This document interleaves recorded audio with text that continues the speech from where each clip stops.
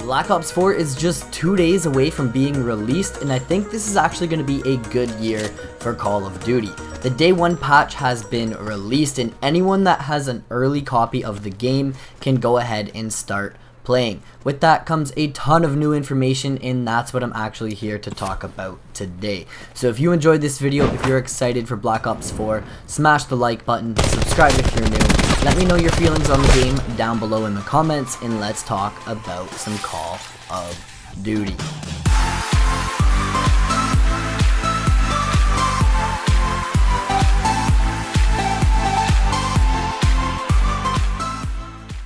So a new patch update has been dropped for Call of Duty Black Ops 4, and anyone with a disc copy of the game can hop in and play. The patch can be downloaded, you can load in, but sadly, the servers are not live. You can't get onto the servers just yet. Patch version 1.02 is around 12 gigabytes, and this info comes from a guy on Twitter at @ateam_shadow, who now actually has their account suspended. I'm assuming it's probably for leaking information, which is a huge bummer for him. For PC players, the launch times around the world have finally been announced, along with computer spec requirements for running the game. They have released recommendations for minimum specs, recommended specs, competitive specs, and ultra specs for anyone who is interested in running Black Ops 4 on PC. Now for release times, Los Angeles gets the game on October 11th at 9 p.m. Pacific time, while everywhere else can get their first game in on October the 12th. 12 a.m. Eastern Time for New York, 5 a.m. BRT for London, 12 p.m. SGT for Singapore, and the list goes on. Some retailers in Australia and the UK have stated that they will open up their doors for Call of Duty buyers at 6 p.m. local time. So this is huge. This gives everyone enough time to actually download the update before the release of the game, so everyone can be there for the official launch. It is a pretty large update. It will take some time to download, so it's pretty cool that they're doing this. For anyone who has a Game UK near them or a EB Games in Australia, head over at 6 p.m. local time and pick up your copy of Black Ops 4. Amazon in Europe has also went ahead and changed the dates on their end, so some online deliveries will actually arrive on Thursday, allowing time to complete the download before the official launch. For the US, nothing has been set in stone just yet, but GameStop has mentioned something about opening a little bit earlier to hand out copies as well. So check with your local store just to make sure, and of course, you can download your digital copies right now.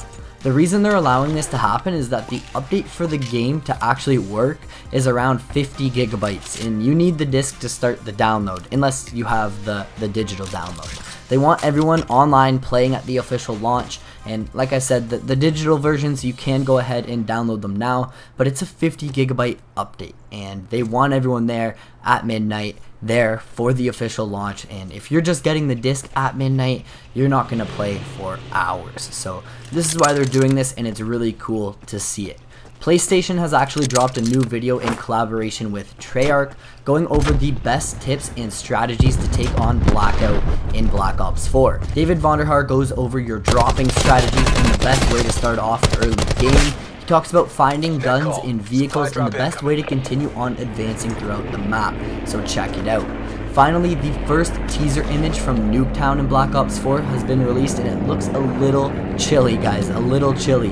Nuketown is going to be pretty dang sweet when we get to check it out. Treyarch dropped an image with a caption in Russian, which actually translated to "Visit us again, new here, Nuketown," meaning Nuketown is going to take place in Russia. The map is set to drop in November for free for everyone, which is awesome. Just like all new content for the game, PlayStation players will receive it 7 days ahead of us Xbox and PC players. Now, it was also announced that the Easter eggs within zombies will be locked until 10 a.m. Pacific time on October 12th.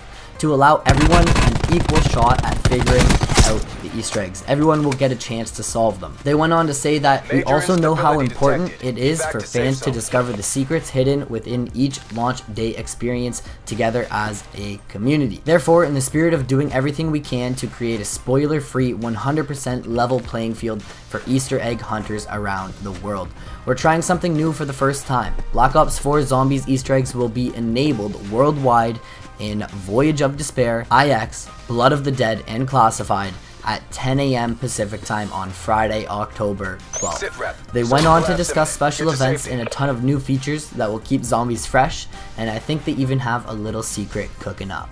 Ending off the video, Treyarch has released a heat map from the Blackout beta showing where most of the action actually took place. Of course, the towns had most of the chaos, but it's kind of surprising to see how bare and untouched some areas of the map are. This is a good way to look at the map and figure out what areas you may want to avoid. It could actually help you plan your strategies based on the heat map. Estates, Nuketown Island, and Rivertown seem to be the darkest yellow colors, meaning most of the action hit those areas. So that's it for now. We have a ton of new information here today, and I'm sure I'm going to cover a ton more heading towards the release and throughout the season of Black Ops 4. I hope you guys enjoyed. If you did, smash that thumbs up, and I'll catch you later on. Peace out.